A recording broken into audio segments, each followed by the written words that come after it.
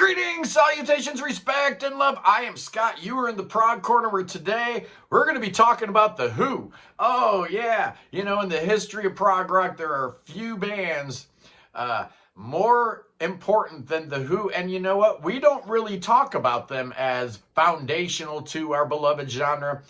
Maybe we should, because if you look back at The Who and their two rock operas, which we're going to be talking about at length here in a little bit, in 1969, man, I mean, Tommy came out May 19th, 1969, and I know the Pretty Things did SF Sorrow before Tommy dropped, and Pete Townsend actually gave some credit to the Pretty Things in some press releases, so he knew what was going on. He knew it wasn't the very first rock opera, but it was the first rock opera that people cared about, right? 1969. The Who had dropped 3 albums already, 2 of which flirted with the idea of conceptual songwriting. A Quick One While He's Away had the little Quick One suite at the end of the album, and then The Who Sell Out is kind of a concept album with commercials interspersed and stuff like that. So Pete was thinking big already, right? He was thinking outside the box when a lot of people had no idea what rock and roll could do next in 1969. I mean, the Beatles were still together, right? And this guy crafts this thing called Tommy. 24 songs, 74 minutes long.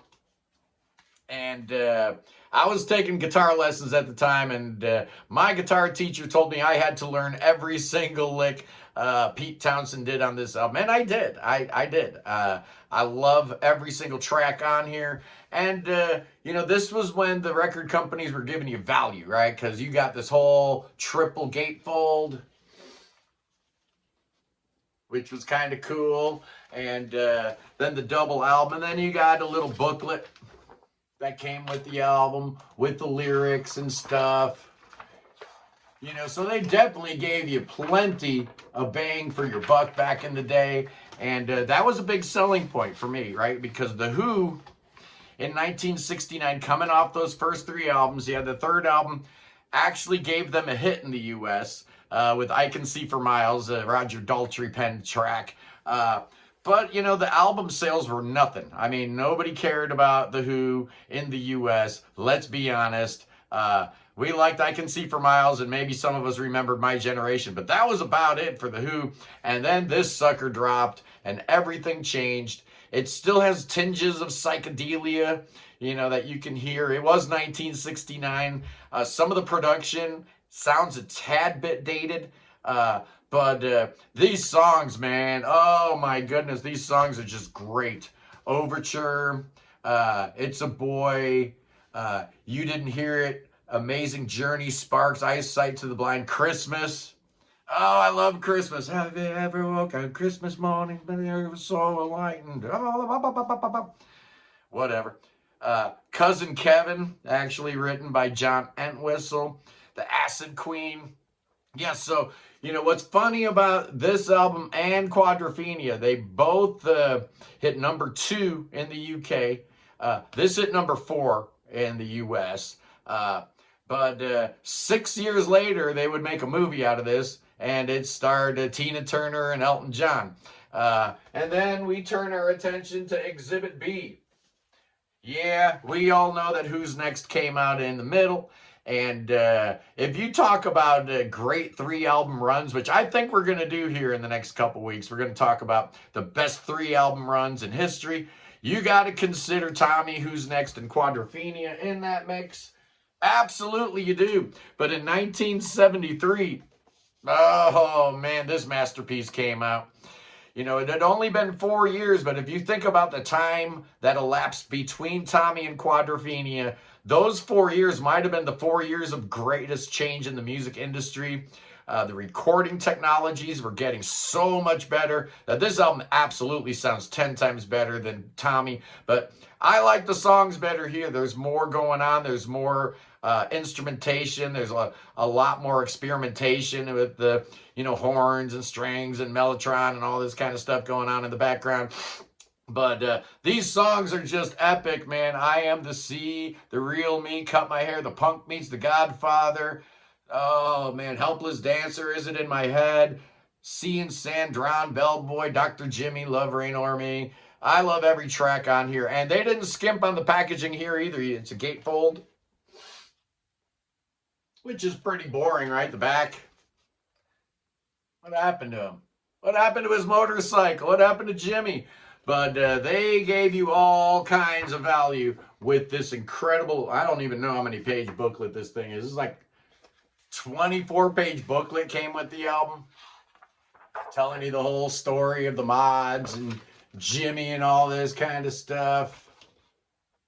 What an amazing album. What an amazing piece of art.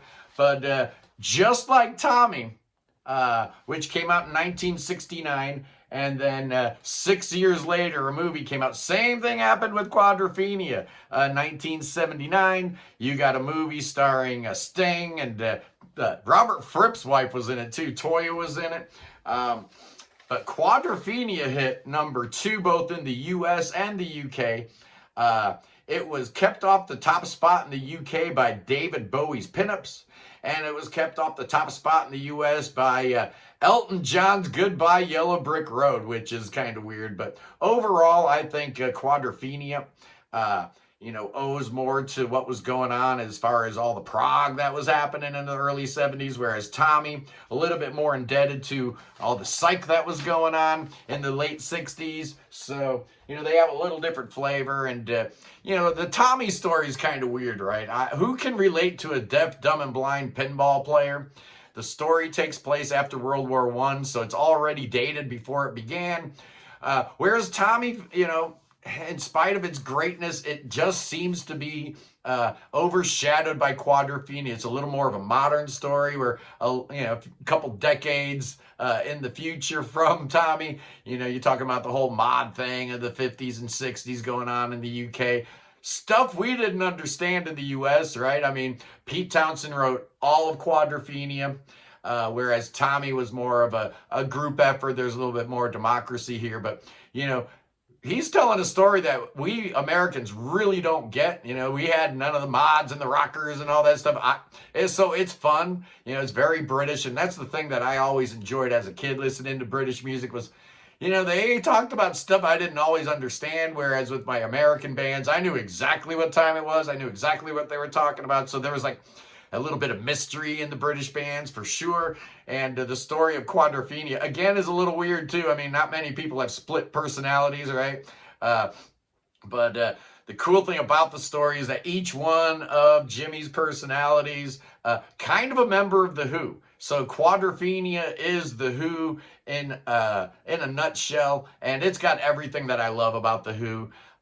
In Quadrophenia, there's maybe one thing that I would prefer about Tommy, and that might be Keith Moon's performance. Just out of control on Tommy, man. I don't think I've ever heard anybody play the drums quite like that. He's still insane on Quadrophenia, but it's more like he's fitting the mood of the music and just kind of blending in, where he just shined on Tommy. But, that's a small quibble. They're both 10 out of 10 albums. Absolutely they are. I personally give Who's Next a 9 out of 10. I don't think it's as good as the mighty rock operas that came on either side of it. But, we need to talk a little bit more about The Who and Pete Townshend in general. When you're talking about the history of prog, who built prog, the brains that built prog, and I'm doing an episode next week about that. The geniuses that built prog. What brains? I'm thinking about 10 brains that built our beloved genre. Does Pete Townshend deserve a look-see? I think he might, I think Tommy and Quadrophenia together, one of the greatest achievements in the history of rock music, and it dovetails perfectly with what we talk about with respect to prog rock. The Who were very, very prog in the early 70s. Don't get it twisted. They were every bit as progressive as Yes or Genesis, just doing it in a different way. So I contend that Tommy and Quadrophenia, both prog rock albums, both 10 out of 10 albums, but I give the edge to Quadrophenia just by a little bit. In fact, Quadrophenia is one of my 10 favorite albums of all time. So I'm a little bit biased, but there you go. Join me, boys and girls. Hey, wait a second. Before we get into that outro, I just want to do a quick shout out to Andy and the good people at Unit. They got a brand new album out. What is this? Album number? Oh boy. This is album number 54. It's called Faith, Family, and Freedom. Nobody can help everybody, but everybody can help somebody. Just incredible. These guys just keep going strong. He sent me a letter talking about changes in unit. Colin has departed. He's got to take care of his 88-year-old mother. So the band is now Andy Martin, Rachel Greenberg, Keelan, Karen, and Andy. So yeah, 54 albums in, and unit is still going strong. Thank you, Andy. If you want to get a hold of these guys, the best way to do it is via their email, and they can send you their stuff. Let me give you their email address here. I don't know what it is. I should have it here somewhere. Yeah, let me give this to you so you guys can contact these good people and give them all your money. It's unitunited@yahoo.com. I'm going to put that up there. Unit United. There you go.